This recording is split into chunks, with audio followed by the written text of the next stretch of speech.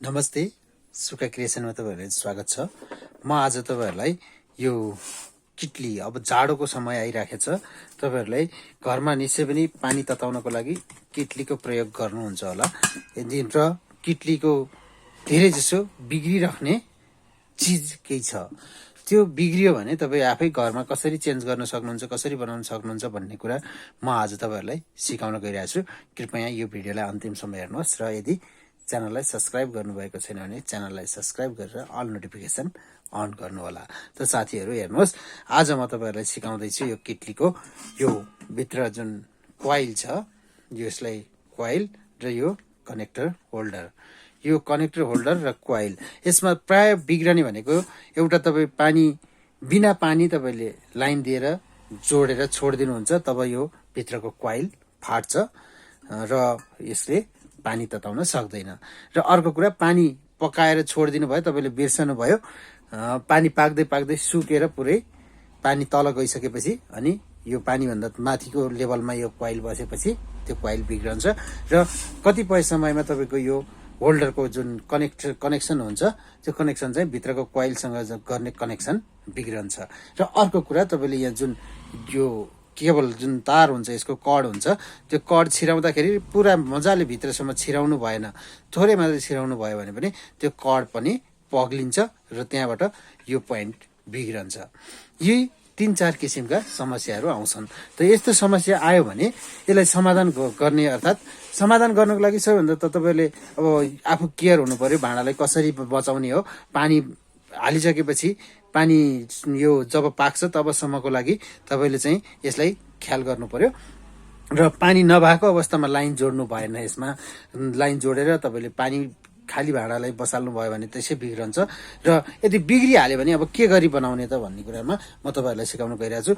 यो भिडियो तपाईलाई मन पर्छ अवश्य पनि, किनभने अब जाडोको समय छ, यसलाई हामी यो जाडोको समयमा बढी प्रयोग गर्छौं। त्यसले गर्दाखेरि म तपाईलाई अहिले यो बनाउन सिकाउन गइरहेको छु।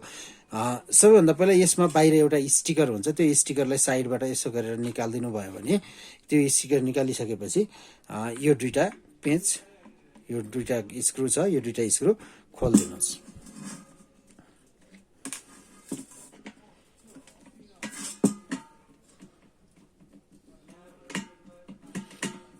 यो दुईटा स्क्रु खोलिसकेपछि यो कभर अटोमेटिक निस्कन्छ र यहाँ 3वटा स्क्रु यो भित्रको कोइलसँग लगाएको हुन्छ।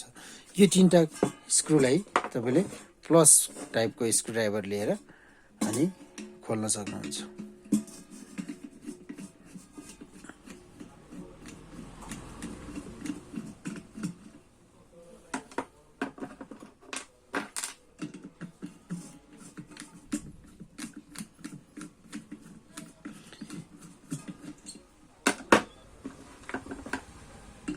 यसरी यो खोलिसकेपछि यसको कोइल चाहिँ 2 टाइपको हुन्छ, तपाईहरुलाई म अहिले देखाउँछु। 2 किसिमको हुन्छ। यो खोलिसकेपछि यो भयो यसको कोइल र यो भयो कनेक्टर। यो बिग्रिएको, यसमा बिग्रिसकेको भएको हुनाले मैले अहिले यसलाई चेन्ज गरेर देखाउँदै छु। कसरी चेन्ज गर्ने भन्ने कुरा म तपाईहरुलाई देखाउन गइरहेको छु। यो यसको र यसको यो दुईटैको खराबी छ, यसमा कनेक्सन आउँदैन, यो पनि बिग्रिएको छ, यसबाट पनि यहाँ भित्र लिंक हुँदैन। अब यसलाई म चेन्ज गरेर देखाउँदै छु। त तपाईहरुले विचार गर्नुपर्ने कुरा, अब यो हामीले चेन्ज गर्नलाई त बजारबाट किनेर ल्याउनु पर्ने हुन्छ। किन्नको लागि तपाईले एउटा कुरा के गर्नु विचार गर्नु भने, जस्तो यो दुईटै सेट नै चेन्ज गर्नु पर्यो भने समस्या छैन। तपाईले त्यो जुन नयाँ सेट यो कोइल र होल्डरको यसरी सेट नै पाउनुहुन्छ। यहाँ हेर्नुहोस्, यो म तपाईहरुलाई अहिले खोलेर देखाउने छु। यसरी सेट पाउनुहुन्छ। यो सेट नै चेन्ज गर्नु भयो भने केही समस्या छैन। तर यदि तपाईले कोइल मात्रै बिग्रियो भने, कोइल मात्रै किन्न चाहनुहुन्छ भने कोइल चेन्ज गर्दाखेरि तपाईले एउटा कुरा ख्याल गर्नुपर्ने हुन्छ। जुन यो यसको पेच छ, यो 3 ठाउँमा लगाउने हो। यो हेर्नुहोस्, यसमा यो चाहिँ यो पाइप, यो कोइलको यो किला यसभित्र छिर्छ, यसको भित्र प्वाल छ, यहाँ भित्र छिरेर अनि यसमा टाइट हुन्छ भने अर्को एक किसिमको कोइल हुन्छ, जुन कोइलमा यहाँ हेर्नुहोस्, यो म तपाईहरुलाई देखाउनको लागि मात्रै ल्याएको यो। यसमा यहाँ प्वाल छ, यो भित्रको किला यो यसको जस्तो छैन, यसमा र यसमा फरक हेर्नुहोस्। यसको यो किसिमको किला छ भने यसमा यो प्वालवाला किला छ। अब यसमा यो किसिमको स्क्रु लाग्छ।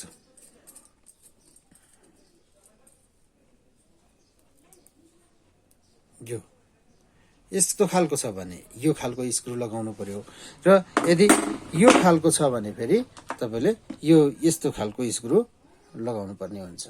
त्यही भएर तपाईँले यदि कोइललाई मात्रै चेन्ज गर्न चाहनुहुन्छ, कोइल मात्रै चेन्ज गर्नु सोचेकोमा हुनुहुन्छ भने चाहिँ यो कुरा चाहिँ मिलाउनु पर्ने हुन्छ। र अर्को कुरा के छ भने यो चाहिँ तपाईँहरूले यदि यस्तो खालको कोइल ल्याउनु भयो, पेच चाहिँ यो खालको छ भने तपाईँले लगाउन सक्नुहुन्न। त्यही भएर यसले चाहिँ हेरेर जस्तो खालको यो पुरानो छ त्यस्तै खालको ल्याउनुहोस्, अथवा चेन्ज गर्दाखेरि दुईटा सेट नै चेन्ज गर्नु होला। त्यो भयो भने तपाईँलाई समस्या हुँदैन।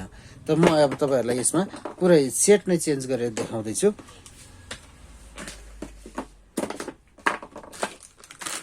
यो हेर्नुहोस्, म यो एउटा प्याकेट ल्याएको छु। अब यसको भित्र के हुन्छ त्यो पनि म तपाईँलाई देखाउनेछु। यो बाहिरको कभर भयो, होल्डरको कभर। यो होल्डर जुन हामी यहाँ लगाउँछौँ, यो यसको रबर जुनले पानी यदि भित्रबाट पानी लिकेज हुन्छ भने तपाईँको यसले समाधान गरिदिन्छ। यो फाट्यो भने चाहिँ पानी बाहिर लिक हुने सम्भावना हुन्छ। त्यसले गर्दा यसको सेटमै आउँछ। यो पनि चेन्ज गर्नुपर्ने हुन्छ।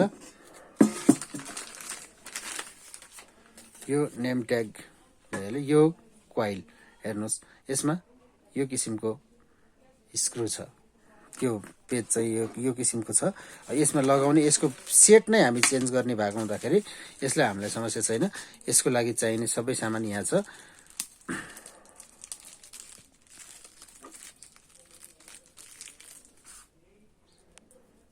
यो 1 2 3 वटा स्क्रु, यो 3 वटा स्क्रु हामी यसमा लगाउँछौँ। अहिले फिट गर्दाखेरि त्यो म तपाईँहरूलाई देखाउने छु। यो एउटा, दुईटा, तीनवटामा यो दुईटा चाहिँ हाम्रो कोइलको पोइन्ट जुन यसमा सप्लाई हुन्छ, यो दुईटा जुन पहेँलो कलरको छ, यो दुईटा चाहिँ कोइल, यो सप्लाईको कोइल हो। यो 3 वटा पेज यसमा लाग्ने भयो। र यो दुईटाले हामी यो होल्डरको यहाँबाट लगाउँछौँ, यहाँबाट लगाउने दुईटा, यसलाई अडाउनको लागि।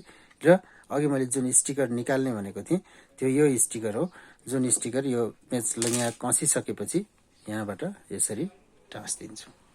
यति गरिसकेपछि काम सकिन्छ। म तपाईँहरूलाई अब यो चेन्ज गरेर पनि देखाउँछु। यो रबर पनि निकाल्दिएँ।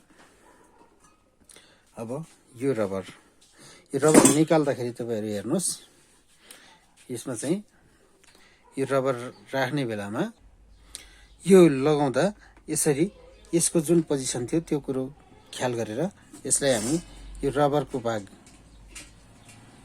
भित्रपट्टि यो जुन खिया लागेको छ यो मोटो भाग चाहिँ भित्र पारेर पातलो भागलाई बाहिर राखिदिनु पर्छ। जसले गर्दा हामी यो चाहिँ गएर कहाँ बस्छ त, यसरी बस्छ। यहाँ यसरी बसिसकेपछि यसले अट्ठाउँछ र पानी लिक हुन पाउँदैन। त्यसैले हामी सबैभन्दा पहिला यो रबरलाई यसमा फिट गरौँ। यो बिचमा यो रबरको बिचमा यसरी काटिएको भाग छ, यो काटिएको भागमा यो स्टिलको कभर ठ्याक्क पर्ने गरेर राख्नु होला।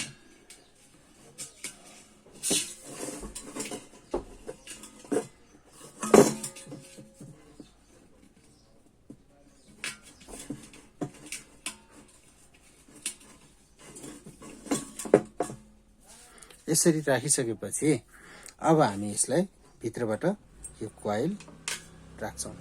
यस राख्दा यहाँ हेर्नु यसरी यो जुन यो दुईटा पोइन्ट छ यो यसरी सिधा हुनु पर्यो र यसमाथिबाट अब हामी यसलाई यो होल्डर राख्छौँ।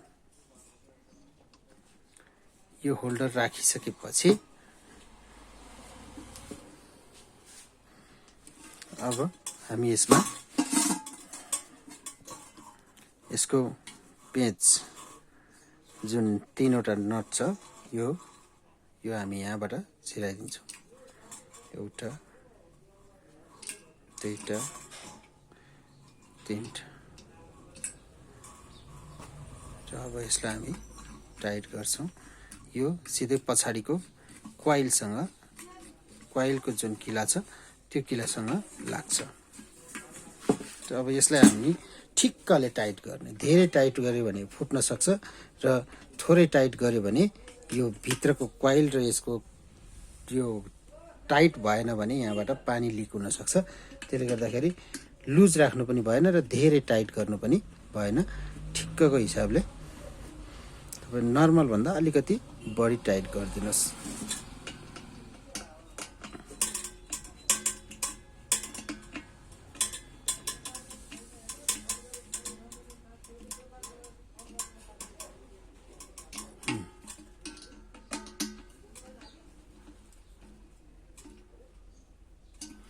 यो राख्दाखेरि तपाईहरुको यो चाहिँ अलिकति छड्के हुन सक्छ। त्यस्तो भयो भने थोरै हल्का टाइट गरिसकेपछि भित्रको कोइलले समातेर अलिकति एडजस्ट गर्न सकिन्छ। यसलाई अलिकति घुमाउन चाहिँ यसरी भित्रबाट हल्का घुमाउन सकिन्छ। यसरी एडजस्ट गरेर सिधा गराउनुस्। त्यसपछि यसलाई यसको माथि राख्दिनु। यहाँ राखेर अब हामी यो दुईटा पेज, यो दुईटा स्क्रु छ, यो माथिबाट लगाउने।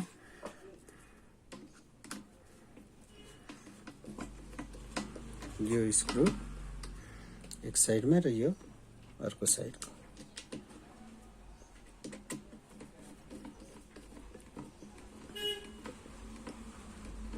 यसरी राखिसकेपछि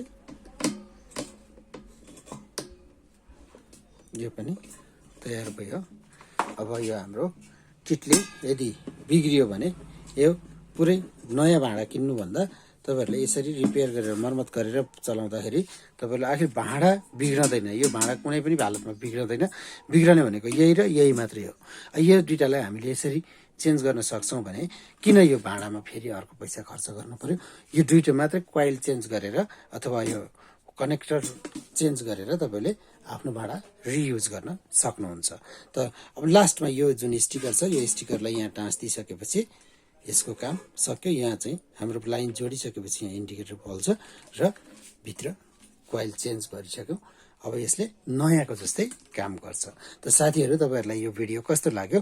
यदि मन पर्यो भने कृपया लाइक गर्न नबिर्सनुहोस् र यदि च्यानललाई अहिलेसम्म सब्स्क्राइब गर्नु भएको छैन भने कृपया च्यानललाई सब्स्क्राइब गरेर अल नोटिफिकेसन अन गर्नु होला। र यदि भिडियो उपलब्धिमूलक छ भने जस्तो लाग्छ भने कृपया शेयर गर्न नबिर्सनु होला। अरूलाई पनि सिकाउनु होला। हस्त, धन्यवाद।